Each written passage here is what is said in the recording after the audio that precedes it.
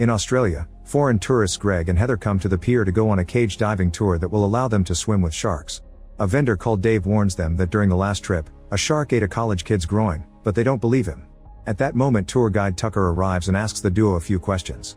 He learns that nobody knows they're there and teases them for it. The group gets on Tucker's boat and during the trip, he shares stories of his near-death experiences with sharks. He's been swimming with them since he was a kid and even has a big scar on his body. When they reach the right spot, Tucker starts to throw chum into the water to attract the sharks. Heather is very nervous and gets startled by a fin appearing on the surface, which makes her decide she doesn't want to do this. Tucker tries to make her meditate to calm her down, only to start singing the Baby Shark song. She's shocked at first but she ends up laughing and relaxing. The duo then gets in the cage and Tucker lowers them into the water.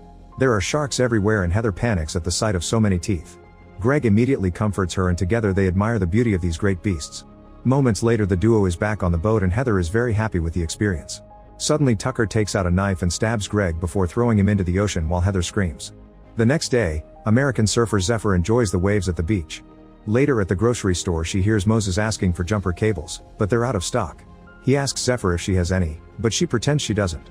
Then she pays for her cheap Slurpee and leaves, only to reveal she hid an ice cream tub inside the cup to steal it. On her way to the van, Moses asks her to give him a ride or he'll tell the cashier about her robbery, so Zephyr is forced to agree.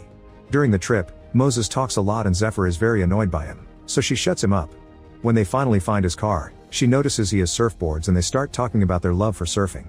Zephyr realizes he isn't so bad and Moses admits he wouldn't have told the cashier about the robbery even if Zephyr hadn't given him the ride. They start his car using her van and it activates the radio, which reveals they like the same music too. That night they get dirty in Zephyr's van while it's parked outside Moses' house. To prank her, he throws her fin key out the window. After they're done, they chat and learn more about each other. Moments later, Moses enters his house to make breakfast, but when he comes out the van is gone. Meanwhile Zephyr is at the beach ready to surf, however she realizes she forgot to grab her fin key. She searches the nearest truck for one and is startled by the owner, who happens to be Tucker. He gives her his extra key and praises her for being brave enough to surf alone at night. After Tucker leaves, Zephyr gets a message from Moses asking why she left. She tells him she wanted to catch the early waves but is hesitant to say yes when he asks to join her. Suddenly Tucker covers her head with a bag. Zephyr struggles against his hold, but Tucker doesn't let go until she passes out.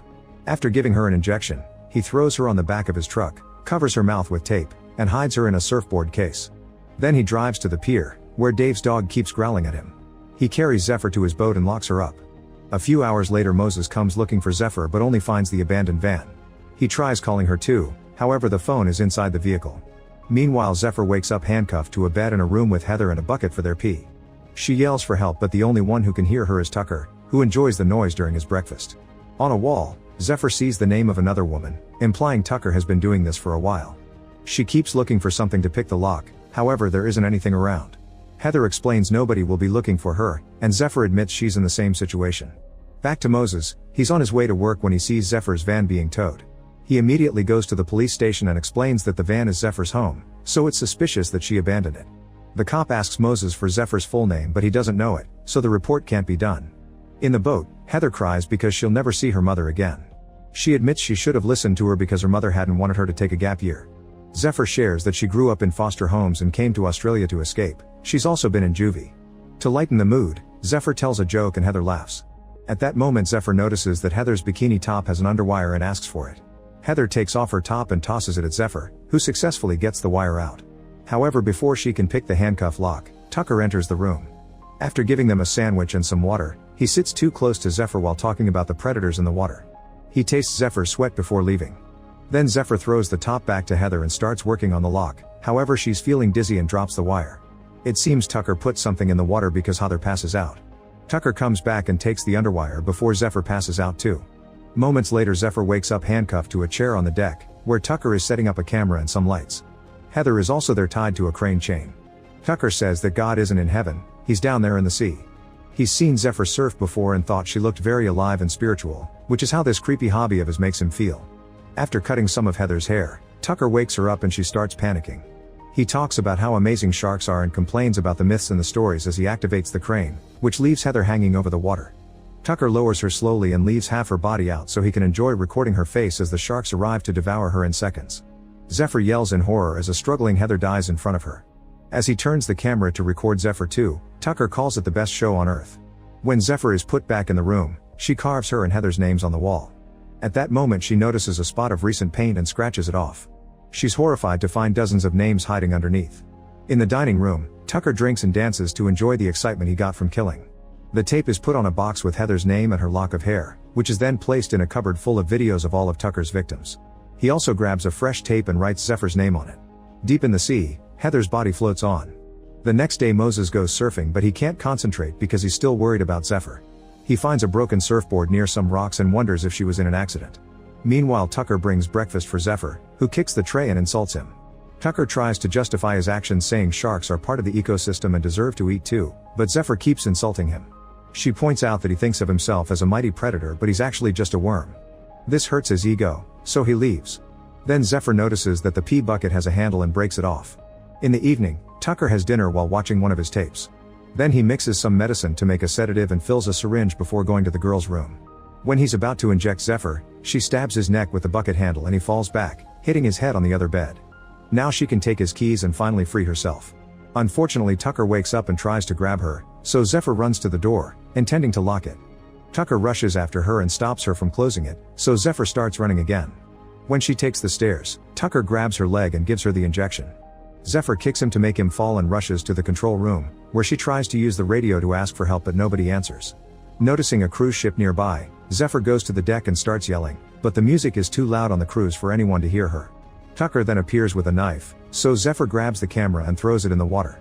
This distracts Tucker, giving Zephyr the chance to jump into the ocean too. She tries to swim as fast as possible, but sadly the sedative kicks in and she passes out, so Tucker has to fish her out.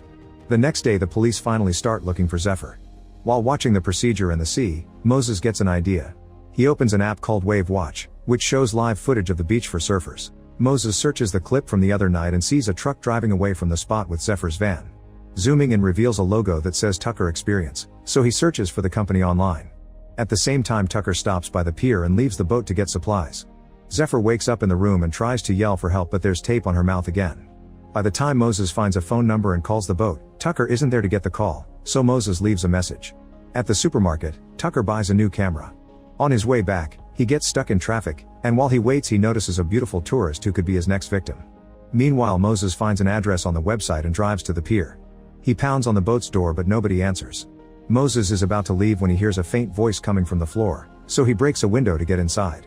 With a hook in hand he desperately searches the boat and follows the noise until he finds Zephyr in the room. After he takes the tape off, Zephyr tells him to call the cops and find something to pick the handcuff locks. Moses rushes upstairs while calling 911, only to be knocked down by Tucker. He tries punching back, but Tucker is much stronger and makes him drop the phone before he can talk to the operator. Then Tucker throws Moses on the ground and he grabs the phone to say help before Tucker stabs him with a hook. After kicking Moses in the face, Tucker throws the phone away. Moses takes a bag and hits Tucker in the face to bring him down and starts choking him with the hook. He's about to succeed, but at that moment Dave appears and knocks Moses out, thinking he's an intruder. Dave also hears Zephyr and follows her voice, however Tucker kills him by stabbing him in the head with the hook. The dog is there too and keeps on barking, so Tucker growls back to scare him off. After locking the door to the girl's room, Tucker decides to take the boat to an island known as Hangman's Shoals. Moments later Moses wakes up handcuffed to the bed next to Zephyr's. He asks Zephyr why she ran after they got dirty, so she pretends it was because of the waves. However, Moses sees through her and can tell she's afraid of commitment because she hates herself, but he assures her he likes her for who she is. At that moment the boat stops and Tucker enters the room to knock Moses out again. The next time Moses awakens, he's tied up on the deck next to Dave's body. Zephyr is handcuffed to the chair and asks Tucker for mercy, but she's ignored. Tucker moves the crane and slowly moves Moses toward the water, where the sharks are already waiting. A desperate Zephyr asks him to take her instead of Moses, but Tucker only mocks her and keeps going. Once Moses is in the water, Tucker rushes to get his new camera while Zephyr tells him to stay still. Moses freezes and the sharks immediately lose interest, so they swim away. A frustrated Tucker brings Moses back and stabs him a few times before moving him again. His blood drips into the water, causing the sharks to return. At that moment one of the helicopters searching for Zephyr appears in the distance, so Tucker has to pause his plan and put the duo back in the room. Zephyr is worried that Moses may bleed to death, so she makes a hard choice. Her thumb gets dislocated, but before she can remove her hand from the handcuffs, Tucker shows up. He leaves some food and tells Zephyr that she's a shark like him before leaving. Afterward Zephyr tries to free her hand, but the dislocated thumb is still not enough. Seeing no other choice, she starts chewing. That night Tucker gets the sedative ready and enters the room, only to find Zephyr's bed empty and her thumb on the pillow. She comes out of hiding and locks the door before running to the control room, where she starts the boat. Tucker opens the emergency hatch to escape and rushes to cut the power, causing the boat to stop again. Then Zephyr sees a party on an island nearby, so she searches for a flare. When Tucker approaches her, she shoots the flare at him and runs away. She locks herself up in the kitchen and climbs on the counter, where she breaks the glass on the skylight to escape. As her harness gets stuck on the exit, Tucker breaks into the kitchen and pulls her down. They both slip and Zephyr gets a frying pan while he grabs a knife. Zephyr defends herself and stabs his hand before hitting him with the pan to bring him down before running again. Tucker runs to the deck and turns on a light to find Zephyr swimming toward the island. He rushes to get his harpoon but he loses sight of her, so he gets on his speedboat and sails as fast as possible. When Zephyr reaches the shore, Tucker jumps on her and knocks her out before taking her back to the boat. When Moses wakes up, he's handcuffed to the chair and Zephyr is hanging above the sea. Tucker throws water at her to awaken her before he starts talking about fish that like to fight back when fishermen catch them. A shark appears in the water because of Zephyr's blood, so Tucker lowers her and gets the camera ready. When the shark gets close, Zephyr kicks it and it swims away. A furious Tucker grabs his hook to poke at the shark to anger it, only for the shark to take the hook and swim off. Zephyr manages to steal the hook before the shark disappears. Afterward, Zephyr uses the hook to climb up the crane hook, however the shark reappears under her. Tucker startles Zephyr and causes her to fall into the water, where she sees the shark coming for her. The creature stares at Zephyr for a few seconds, but since it was also hurt by Tucker, it sympathizes with her and swims off. Now Zephyr can climb on the boat and sneak around. When she finds the harpoon, she uses it to shoot Tucker, sending him into the water. The huge shark comes back and jumps to catch Tucker with its huge mouth, eating him as revenge. Everything is recorded by the camera. The rope on the harpoon drags Zephyr down too because she's holding the weapon, however she lets it go and swims back to the boat. She rushes to get another flare and shoots it in the sky while yelling for help. Soon a ship in the island sounds its horn to announce that it's coming. Then Zephyr checks on an unconscious Moses, begging him to wake up because he's the only thing she has. Moses awakens and says, "I knew it." Make sure to subscribe and turn on notifications so you can watch more videos like this. Thanks for watching.